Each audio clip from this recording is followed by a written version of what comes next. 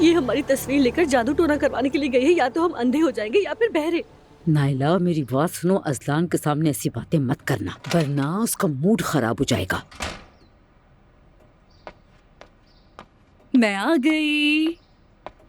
क्या बातें हो रही हैं? हाँ, अम्मी देखिए कैसे बन रही है। आपके लिए एक सरप्राइज है। उरूज, अब बस भी करो, बहुत हो गया, ये काफी है। नाइला, सहर आ जाओ जल्दी से, जल्दी आओ।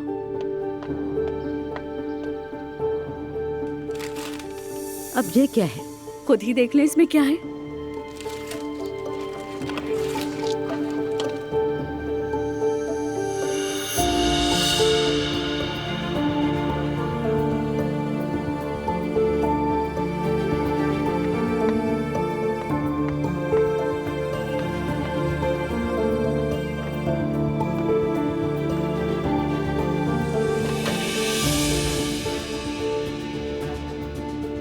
अम्मी, तस्वीरें इसीलिए ली थी मैंने, और आपने मुझे गलत समझा।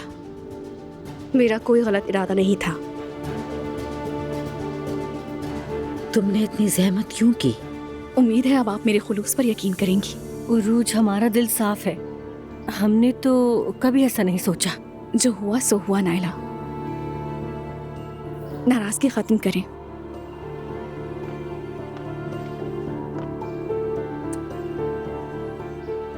अम्मी जान,